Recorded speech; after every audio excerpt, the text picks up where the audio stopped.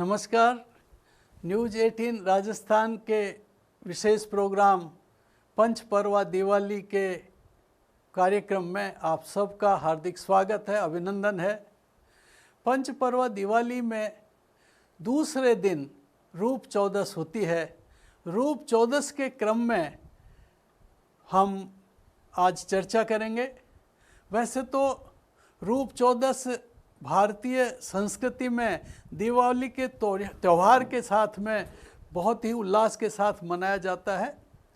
दिवाली पंच पर्वा कहलाती है। 5 दिन तक दिवाली मनाई जाती है, एक ही दिन दिवाली नहीं होती है, 5 दिन तक दिवाली का त्यौहार होता है। सबसे पहले धनतेरस होती है, दूसरे दिन रूप चौदस, नरक चतुर्दशी होती है, तीसरे दिन फिर दीपावली होती है अमावस्या के दिन, चौथे दिन गोवर्धन अन्नकूट पूजा होती है, 5वें दिन कलमदान पूजा, भ्रातृद्वितीया, चित्रगुप्त की पूजा और विश्वकर्मा की पूजा की जाती है। आजकल दीपावली का अभिप्राय धन प्राप्ति का ही विशेष साधन माना गया है। वैसे लक्ष्मी पूजन करना प्रमुख रूप से होता है, लेकिन मुद्रा की पूजा या मुद्रा की प्राप्ति ही नहीं है। महालक्ष्मी का तात्पर्य कभी भी भौतिक संसाधनों को या मुद्रा को इकट्ठा करना ये नहीं होता है। लक्ष्मी का उपभोग वही व्यक्ति कर पाता है जो व्यक्ति शारीरिक दृष्टि से, मानसिक दृष्टि से पूर्ण स्वस्थ रहता है। और इसीलिए सबसे पहले पंच पर्वा इस दीपोत्सव में भगवान धन्वंतरी की पूजा पहले की जाती है सर्वप्रथम, और उसके बाद ही आगे की पूजा की जाती है। इसीलिए धनतेरस के दिन, त्रयोदशी के दिन भगवान धन्वंतरी की पूजा की जाती है और उसी के साथ दीपावली का आगाज़ प्रारंभ हो जाता है। जब तक शरीर स्वस्थ नहीं होगा वह व्यक्ति जीवन में लक्ष्मी का सही उपभोग और उपयोग कभी नहीं कर सकता है। इसलिए स्वस्थ शरीर होने के बावजूद शारीरिक, मानसिक और घर का जो दरिद्र है, शरीर का दरिद्र, मन का दरिद्र और जो हमारे घर का दरिद्र है, उसको बाहर निकाल करके, इनको साफ करके यदि हम रहेंगे तब ही लक्ष्मी का घर में प्रवेश हो पाता है। अन्यथा लक्ष्मी का प्रवेश घर में नहीं होता है, और यदि हो भी तो उसका सही उपभोग नहीं हो सकता। इसलिए दिवाली के ठीक एक दिन पहले फिर रूप चौदस, छोटी दिवाली मनाई जाती है। और धन्वंतरी जब हम शारीरिक दृष्टि से सही हैं तो फिर हमारे जो जितने भी घर के दारिद्र्य हैं, धूमावती जो है लक्ष्मी की बड़ी बहन, उसको घर से बाहर निकाला जाता है। ये 7वीं महाविद्या है। तो पौराणिक कथा के अनुसार नरकासुर नामक जो राक्षस था उसका भगवान कृष्ण ने वध किया था। नरकासुर करीब 16,100 कन्याओं को अपने पराधीन कर लिया था, देवताओं को और जितने भी पॉजिटिव लोग थे उन सब लोगों को उसने बंधक बना लिया था, और सब त्राही त्राही कर रहे थे, आतंक का साया छाया हुआ था। तो उसको देवताओं के आग्रह पर भगवान ने उस राक्षस का अंत किया, उससे मुक्ति दिलाई, जिसकी खुशी में इस दिन नरक चतुर्दशी के रूप में, क्योंकि नरकासुर का वध किया था इसलिए नरक चतुर्दशी के रूप में ये उत्सव मनाया जाता है।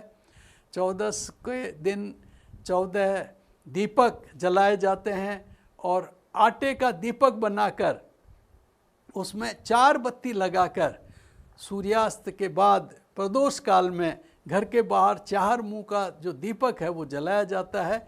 इस दिन को कुत्ते की दिवाली भी कहते हैं, क्योंकि भैरव के लिए विशेष आवाहन होता है, और इसी को छोटी दिवाली भी कहते हैं। वैसे इस दिन घर की जो गृहिणियां हैं वो प्रातःकाल उबटन स्नान करके और कूड़े के ढेर पर जाकर के दीपक जला करके आती हैं, ताकि महालक्ष्मी की बड़ी बहन धूमावती है जो दरिद्रा है, वो वर्ष भर हमारे घर पर रही है कूड़े करकट के रूप में, वो घर से बाहर चले जाए, बाहर निकाल दिया जाए। लेकिन घर में रहे हुए व्यक्ति को चाहे वह कितना ही बुरा हो, अच्छा हो, लेकिन घर में रहा हुआ है बहुत समय तक, इसलिए उसको भी हमारी संस्कृति में है कि ससम्मान बाहर निकाला जाता है। इसीलिए रूप चौदस के दिन मन की, तन की और घर की मलिनता को बाहर निकाल करके स्वस्थ मन से हम लक्ष्मी पूजन के लिए तैयार हो जाते हैं। और इसीलिए 3 नवंबर को प्रदोष काल में घर के द्वार पर दीप प्रज्वलन करें। चंद्रोदय के समय प्रातःकाल जब चंद्रोदय होता है उस समय तिल के तेल से उबटन लगा करके स्नान करें और सायंकाल दक्षिण दिशा की ओर मुँह करके यम के लिए जल, तेल, कुश इनको लेकर के जल छोड़ें और इनमें काले और सफ़ेद तिल दोनों प्रकार के तिलों का उपयोग करना चाहिए। इस दिन प्रदोष काल के समय तिल के तेल से भरे हुए 14 दीपक जरूर जलाने चाहिए।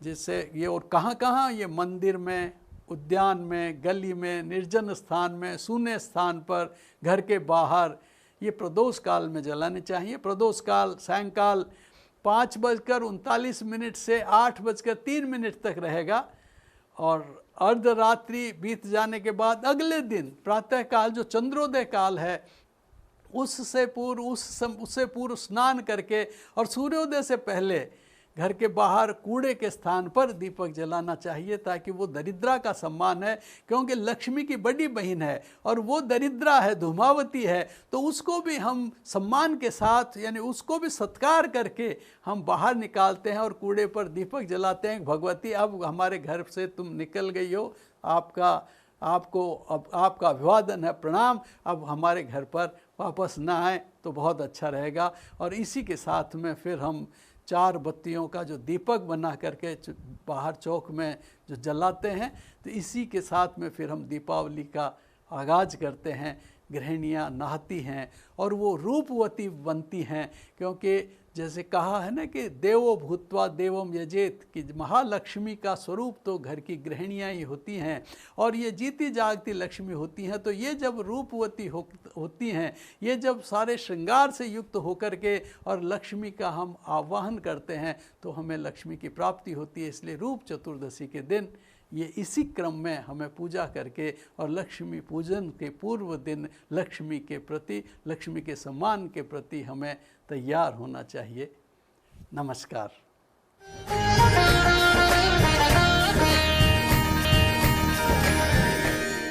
दीपावली को लक्ष्मी पूजन का जो श्रेष्ठ मुहूर्त है वो प्रदोष काल में है, जो 5:38 से 8:15 तक रहेगा और सायंकाल 6:20 से रात्रि 8:17 तक वृष लग्न रहेगा। सायंकाल 6:32 से 6:45 तक प्रदोष काल स्थिर और वृष लग्न और कुंभ का नवमांश और शुभ का चौगड़िया रहेगा। इसलिए महालक्ष्मी के लिए ये श्रेष्ठ है। वैसे सिंह लग्न में भी अर्धरात्रि में पूजा की जा सकती है, वो रात्रि को 12:50 से 3:06 तक रहेगा और लाभ का चौगड़िया आधी रात्र को 12:10 से 1:48 तक रहेगा। दिन में भी व्यापारिक प्रतिष्ठानों में लक्ष्मी का पूजन किया जा सकता है। दीपावली के दिन प्रातःकाल 6:42 से 12:11 तक शुभ का, प्रातः 10:48 से 2:54 तक चर का, लाभ का और अमृत का चौगड़िया रहेगा और 4:16 से 5:38 तक शुभ का चौगड़िया व्यापारिक प्रतिष्ठानों में लक्ष्मी पूजन के लिए श्रेष्ठ है। गृहस्थों को सायंकाल प्रदोष के समय लक्ष्मी पूजन करना ज़्यादा अच्छा रहता है।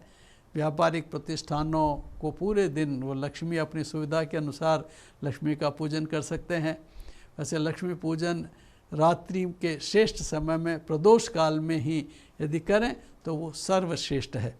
ये अलग अलग लग्न, वृष लग्न तो सायंकाल जैसा 6:20 से 8:17 तक है, सिंह लग्न रात्रि को अर्धरात्रि को है ही 12:50 से 3:06 तक और रात्रि को शुभ का चौगड़िया भी महालक्ष्मी पूजन के लिए श्रेष्ठ है। अमृत का चौगड़िया सायंकाल 5:38 से 7:16 तक है और चर का चौगड़िया रात्रि 7:16 से रात्रि को 54 तक लाभ का चौघड़िया रात्रि को 12:10 से रात्रि 1:48 तक रहेगा।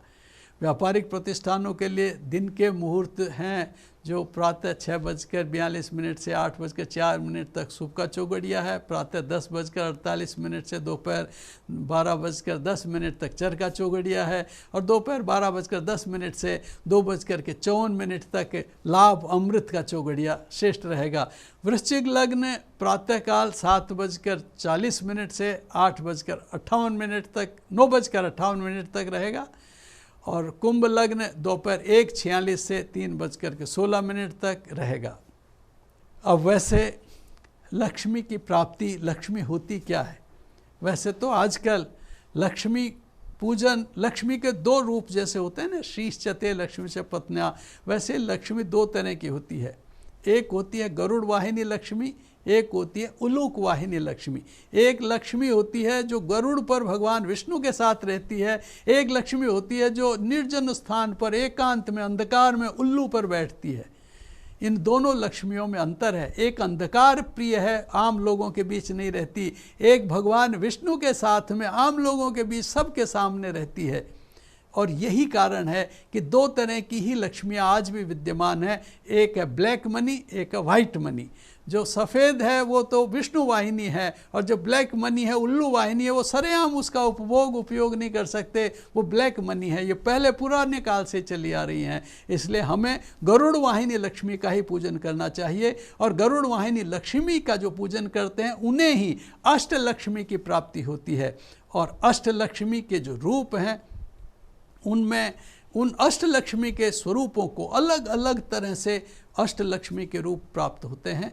ये अष्टलक्ष्मी जो व्यवहार में सभी जगह प्रसिद्ध है, इन अष्टलक्ष्मी को हमारे जीवन में मिलने वाले जो 8 सुख हैं, जिसके लिए कहा है पहला सुख निरोगी काया, दूजा सुख घर में अति माया, तीजा सुख कुलवंती नारी, चौथा सुख सुत आज्ञाकारी, 5वां सुख निकटे बलवीरा, 6ठा सुख राज में पासा, 7म सुख हो वास सुवासा, 8म सुख ज्ञानी हो पासा। तो जिन लोगों के पास में ये 8 सुख हैं वो ही दुनिया में भाग्यशाली लोगों में गिने जाते हैं। लेकिन हर किसी को ये सब कुछ उपलब्ध नहीं हो पाता है, लेकिन चाहना और प्रयास तो सभी के ये रहते हैं कि ये न के न प्रकारेण इन 8 सुखों की प्राप्ति हो।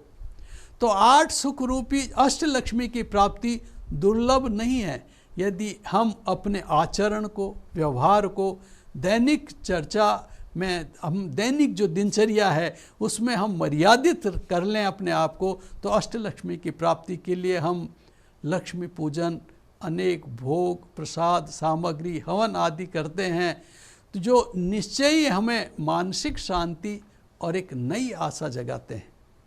लेकिन साथ ही हम लक्ष्मी प्राप्ति के यदि निम्न उपाय करें तो अष्ट सुख रूपी जो अष्ट लक्ष्मी है वो हमें प्राप्त होने की संभावना पूर्ण रूप से बनेगी। वैसे कहा है वो एक बार कि मेरु पृष्ठे सुखासीनाम लक्ष्मीम पृच्छति केशव केनोपायेन देवी त्वं नृणाम भवति निश्चला। भगवान विष्णु ने लक्ष्मी जी से एक बार पूछा कि भगवती क्या उपाय किया जाए कि तुम पृथ्वी लोक के मनुष्यों को निश्चल होकर के प्राप्त हो सको। तब लक्ष्मी जी ने कहा कि जो घर, उन्होंने बताया 8 जो उन्होंने प्रयोग बताया कि जो घर लिपा पुता साफ सुथरा हो, घर में पुरुष और महिलाएं आचार विचार व्यवहार वस्त्र आदि से स्वच्छ वस्त्र आदि रखते हों, पहने हुए हों, वहाँ आयु लक्ष्मी के रूप में मैं वहाँ रहती हूँ। फिर दूसरा उन्होंने प्रयोग बताया कि जिस घर में अनाज को सम्मान के साथ रखा जाता है, पैरों में अन्न को नहीं आने दिया जाता, अतिथियों का नित्य सत्कार होता है, वहाँ मैं धान्य लक्ष्मी के रूप में वहाँ पर नित्य वास करती हूँ।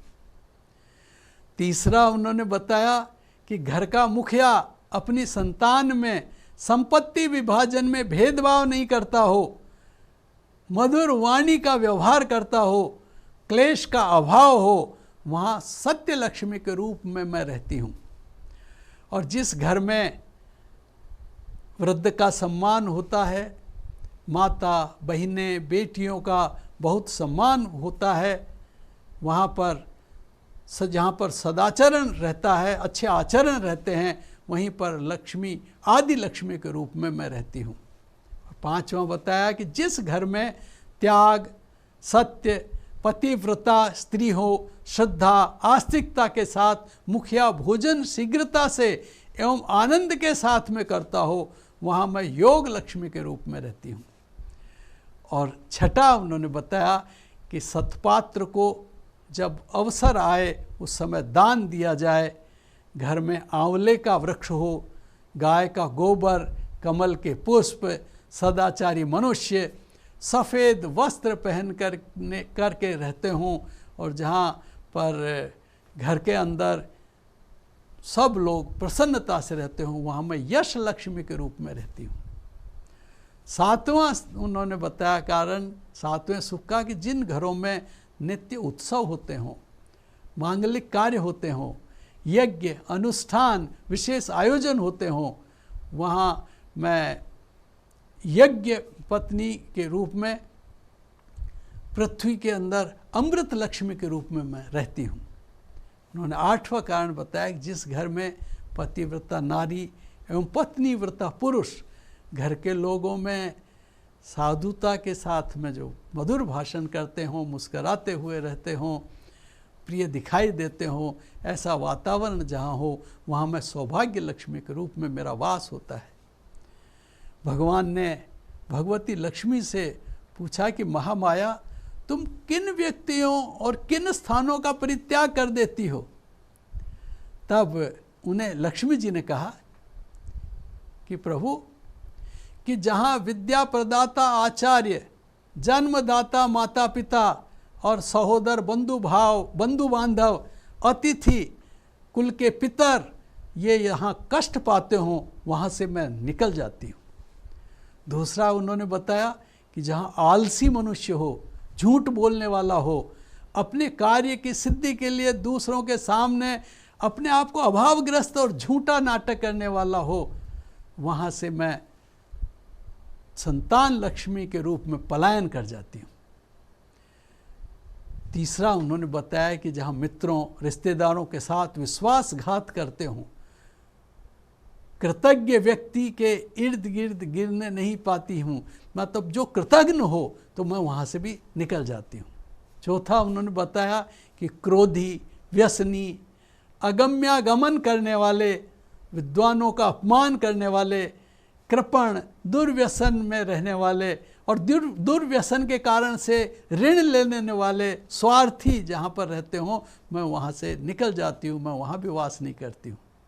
पांचवा कारण बताया कि सैया पर ही भोजन करते हैं, जो बेड पर ही खाना खाते हैं, न्यायालय में झूठी गवाही देते हैं, जो लोग वहाँ से धन्य लक्ष्मी के रूप में मैं पलायन कर जाती हूँ। छठा उन्होंने कारण बताया कि चरित्रहीन, क्लेशकारी, भगवान नाम कीर्तन का जहाँ अभाव हो, नास्तिक व्यक्तियों में मैं वास नहीं करती हूँ। सातवां कारण बताया पलायन का कि जहाँ कन्या का विक्रय करता हो, बेटियों का सम्मान न करते हों, हिंसक चित्तवृत्ति हो, मारपीट करते हों घर में, और बिना दक्षिणा के अनुष्ठान कराने वाले, घर में जो अनुष्ठान कराएं पंडितों को दक्षिणा ही न दें, रिश्ते की जो पराश्रित बहन बेटियां हैं उनका सम्मान न करने वाले ऐसे व्यक्ति के यहाँ से मैं काम लक्ष्मी के रूप में पलायन कर जाती हूँ। और आठवां कारण बताया कि जिस घर में स्त्री पुरुष कम वस्त्र पहन करके अर्धनग्न अवस्था में रहते हों, सूर्योदय और सूर्यास्त के समय सोते हों, दांत, पैर, वस्त्र, सैया, नाखून आदि गंदे रखते हों, उस घर से भोग लक्ष्मी के रूप में मैं पलायन कर जाती हूँ। तो पूजा अर्चना तो हम हर हाल में करते ही रहनी चाहिए, लेकिन असली पूजा इन अष्ट लक्ष्मी प्राप्ति के लिए ये बताए गए जो प्रयोग हैं ये हमें करते रहने चाहिए। इसके लिए कुछ मंत्र भी हैं। मंत्र हमारे मन को तंत्रित करते हैं, हमारे मन में एक विशेष भाव पैदा करते हैं। जैसे भगवती, जिस दिन दिवाली है उस दिन यदि इस मंत्र का जप किया जाए 101 बार, 108 बार या 5 माला, 11 माला या रात्रि भर जप करें, जैसे ओम ह्रीं ऐं ह्रीं ओम, ये सरस्वती मंत्र है तो हमें ज्ञान की प्राप्ति होगी। और एकाक्षर लक्ष्मी मंत्र है ओम श्रीं ह्रीं श्रीं कमले कमलालये प्रसीद श्रीं ह्रीं श्रीं महालक्ष्मी नमः।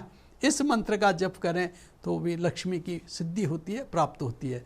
सिद्धि लक्ष्मी के लिए ओम श्रीं ह्रीं क्लीं श्रीं सिद्ध लक्ष्मी नमः, इस मंत्र का जप करने से सिद्धि की प्राप्ति होती है। द्वादशाक्षर लक्ष्मी मंत्र है ओम ऐं ह्रीं श्रीं क्लीं सौं जगत प्रसूत्यै नमः, इससे भी हमें अष्टलक्ष्मी की प्राप्ति होती है। दक्षाक्षरी मंत्र है कि ओम नमः कमलवासिन्यै स्वाहा, इस मंत्र से जो कमला है, श्री कमला की प्राप्ति होती है, प्रसन्नता की प्राप्ति होती है। एकाक्षर मंत्र है श्रीं, इस श्रीं के जप से भी लक्ष्मी की प्राप्ति होती है, श्री लक्ष्मी की। और 4 अक्षरों वाला मंत्र है ऐं श्रीं ह्रीं क्लीं ओम श्रीं श्रियै नमः। इनका भी यदि हम जप करें तो हमें महालक्ष्मी की प्राप्ति होती है। वैसे दुर्गा सप्तशती में भी एक है कि या देवी सर्वभूतेषु लक्ष्मी रूपेण संस्थिता नमस्तस्यै नमस्तस्यै नमस्तस्यै नमो नमः। इसका संपुट करके यदि हम सप्तशती का भी पाठ करें तो भी भगवती की प्रसन्नता और लक्ष्मी की प्राप्ति होती है। ये लक्ष्मी के मंत्र हैं, पर असली मंत्र तभी हैं इन मंत्रों की सार्थकता तब हम अष्टलक्ष्मी प्राप्ति के लिए हम प्रयास करें, जो निंदित है उसका त्याग करें, जो ग्राह्य है उनको ग्रहण करें, तो हमें लक्ष्मी की प्राप्ति होगी, सुख शांति और समृद्धि की प्राप्ति होगी। नमस्कार।